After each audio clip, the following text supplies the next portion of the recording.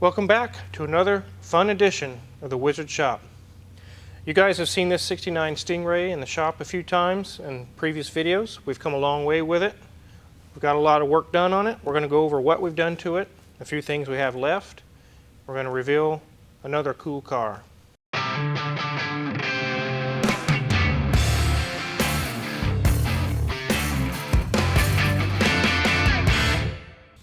So this is Bob. You guys have heard about him, the Euro-Asian in Wichita. He's got a lot of cool cars, and we're going to show another one here in a minute. But we're getting close to being done with this 69 Stingray. We're going to go over some of the things we've done to it, what we found was wrong, what we did to fix it, and a couple other items that still have yet. We're waiting on parts, but we're getting close. We're getting really close on this one. So without further ado, let's take a look at these parts on this cart. We'll go over what we've done. So one of the first things he had a complaint is whenever he would get on it, he could feel the motor lift up and drop back down when he would let off. And we found the reason for that is it had a torn driver's side motor mount. As you can see, the center section is missing. It completely ripped the motor mount in half. So I don't know if it's been that way for a while or if it's recent, but we got those replaced. We also have a new carburetor. This is the old Holly that was off of it. The base plate is warped. How it got that way, I don't know. But somebody has tried to rebuild it before, and it just leaks gas out of the bottom. And really, I told him for the cost that it would take to go through this thing and purchase parts, he's pretty close or right at the price of a new Edelbrock. The labor and parts on this will be that much money. I've been through this scenario many times. It's kind of odd, but that's the way it is. Heater core. As you can see, here's his old one. It was corroded and leaking and filling the heater box with coolant, dripping on his floorboard. We got that out and got that replaced. This flex fan worked, it did its job, but it was noisy all the time. Whenever he'd get on it, it was, whoo, that noise that they make. He said, his personal preference is he didn't like it. He said, get that off of there. So we converted it to electric fan, and we're going to show that here in a minute. And these little vacuum valves, his wipers didn't work, nor did his headlights. And this was the reason. We did used my smoke machine, we did some smoke testing, and these things just pour smoke out of the bottom. They're bad. This one kind of works, but the other one has completely failed. So those we're waiting on. Got those on order, so let's take a look under the hood and see what it looks like. It looks really cool under the hood. It looks nice.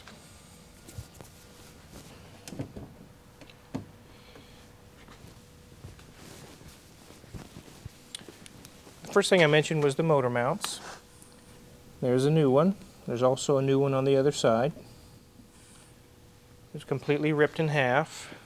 We put this on the lift and unbolted the motor mounts and used a transmission jack to just barely lift the motor and get the old mounts out. Put the new ones in, let it back down, bolt them on. Really wasn't too bad of a job in this vehicle. Pretty easy.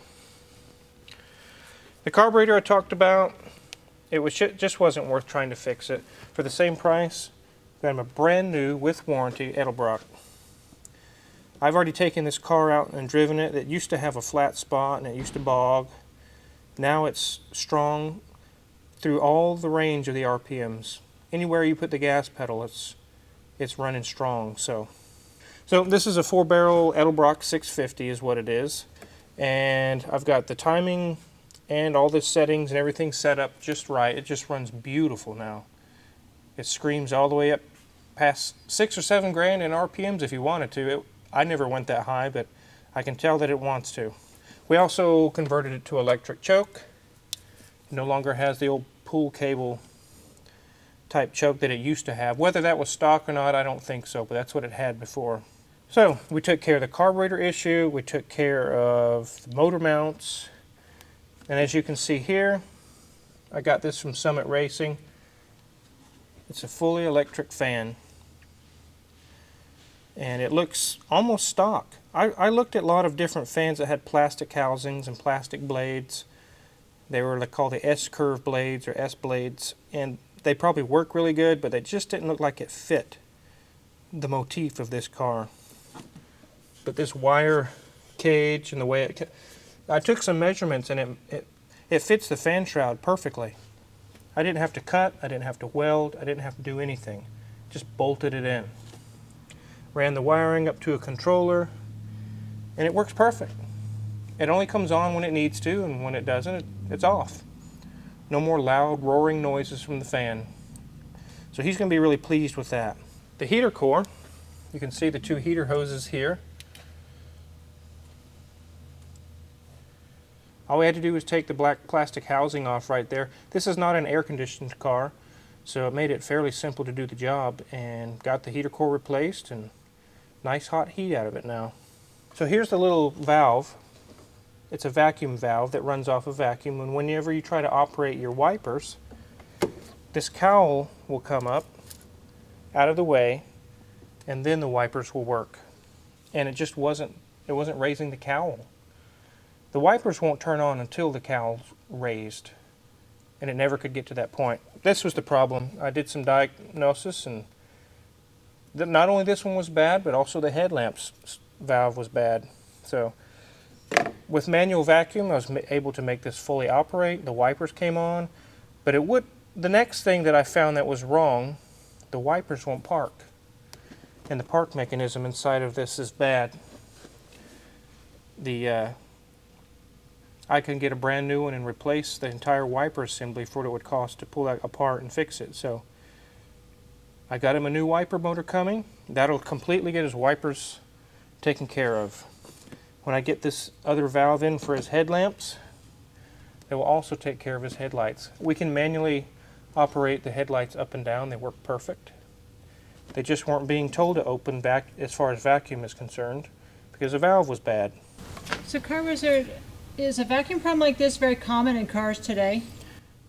Vacuum leaks can be a problem in any car of any age, but especially older ones like this. There's little seals and little things inside of there that get brittle with age, and they don't hold a vacuum anymore, and it just leaks. You can get vacuum leaks in your intake. You can get them in any of these myriad of hoses that are along here. This has a lot of vacuum lines compared to most cars because it has vacuum operated wipers, vacuum headlamps, and all that. But yeah, vacuum can be, even on a 2 or 3 year old car, you can have a vacuum leak. So that can happen in any year. So on this car, there's a lot of things that are vacuum operated because that was the technology they had back then. Most stuff today is all little motors, electric motors and things. So this is what they had back then, and it worked. It did the job. It's not as smooth or as nice as a nice, quiet electric opening one, but I guess it did the job. And the last thing we did is work with his emergency brakes and got that taken care of. As soon as these parts come in on the wipers and the headlights, this car's ready to go. He's going to be very pleased. It's going to run way better than it used to. And it's going to do everything he wanted to do. The wiper's going to work. The headlight's going to work. So that's where we're at with the '69 Corvette. And except for snow and things like that, this would be an awesome car to have in the winter in Kansas because you don't need AC. You got a heater. And you don't have to worry about salt rusting this car out. It's fiberglass. So it's not going to rust. Everything's fiberglass except for the frame. So let's go take a look at Bob's other cool car. Really cool car. You guys are going to like this one.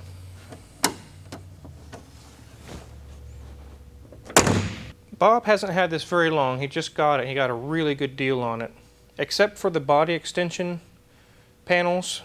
They're kind of in rough shape. You can see that one's damaged. That's just so common on these older Cadillacs. That's the only thing wrong with the body on this car. Really, the only thing really majorly wrong with the car is that.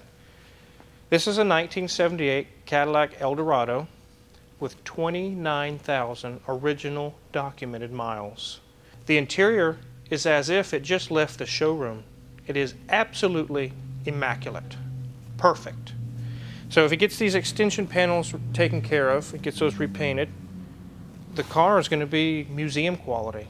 It totally is amazing. Let's take a look at the inside, and then we'll talk about the engine and some of the things about the car, But I thought before we close out, you guys would get a little sneak peek at this car. It's going to be in here and get a few minor things fixed and be gone, so I won't have time to film it next time. So let's take a look at it.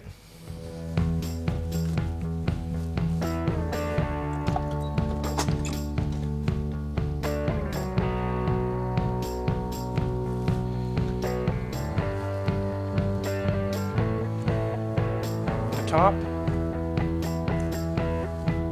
is in wonderful, wonderful condition. Most of these are destroyed by now. It's still nice and plush. It's like new.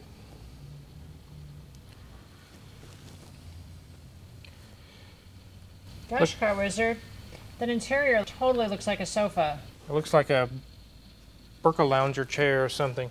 I do see on the steering wheel, which is not to be a surprise on a car, is the little trim is coming off. So we can see the little trim has come off. That can be purchased and replaced.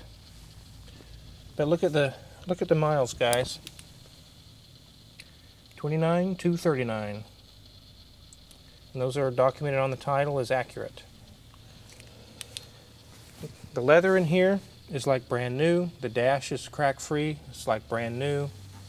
The door panels are brand new. The headliner looks brand new. It's as if it was just rolled out of the showroom floor. It even has the factory CB radio and an 8-track. This is a beautiful car. Very, very beautiful. My Caddy I thought was really nice and new for its age, but this one takes the cake. Totally blows mine out of the water. Look at it, guys. Flawless back there.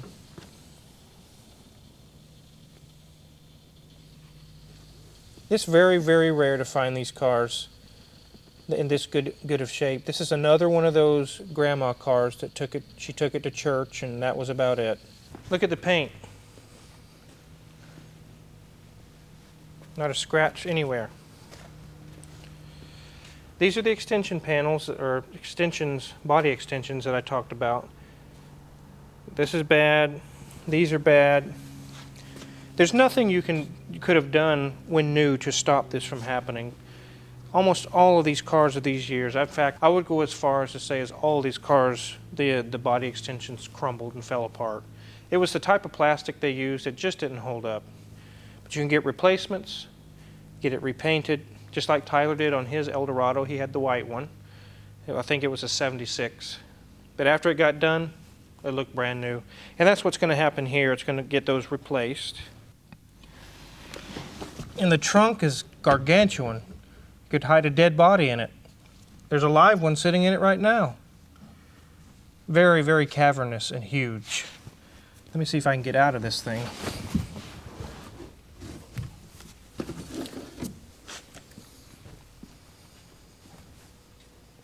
Still has the stickers and everything from when new. That's probably an original 1978 spare tire. There's really not much else going on in there. There wasn't DVD players or anything crazy back in these days. Let's see if the auto trunk close feature still works. Look at that, guys. Amazing. Still works. Let's pop the hood. See what it looks like under there.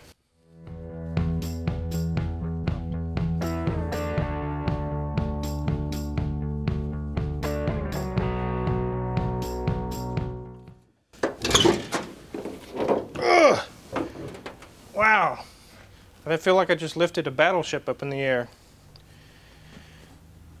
In 78, this engine is the same block and same design as the 472-500 family. This is a 425, just like it says right here, 425 cubic inch. And as many of you already know, it is not rear-wheel drive, it is front-wheel drive. It's a THM 425 transmission. Basically, it kind of curves around to 2 CV shafts. This huge car is front-wheel drive like a Honda Civic. So, pretty good for traction. I guess it's a lot less components and things is what they claimed. Less weight, but I guess it worked. A lot of cars still do it. This would have been a small gear. It doesn't have a whole lot of power like my old 69 Caddy would have had. it would have been detuned pretty heavily by 1978. I don't know what the horsepower figure on it was, but it's probably 200 or 210. It's not a whole lot. Let's take a look at the engine. From age, it's got surface rust on it, but it's not all gunky. It's not all leaking all over the place. It's dry. That's what I really like about it. The transmission back there is dry. The heads are dry. The valve covers are dry. You see a huge gap between the engine and the firewall.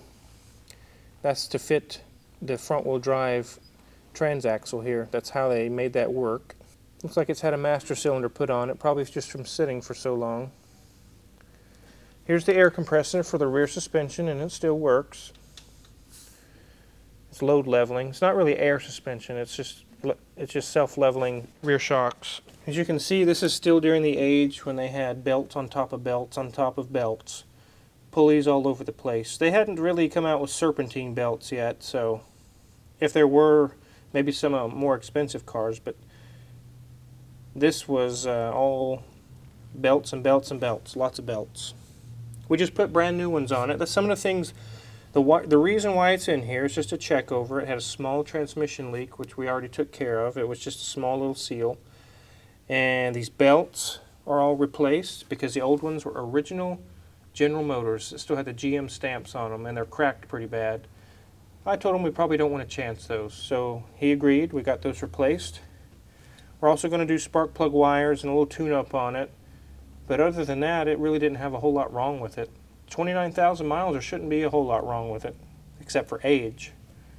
But it just runs, drives perfect, everything's great on it. It's really, really amazing to come across. When these cars come in the shop like this, I just really thankful to be able to even look at them and sit in them and work on them. It's really cool. It's like a museum car coming in.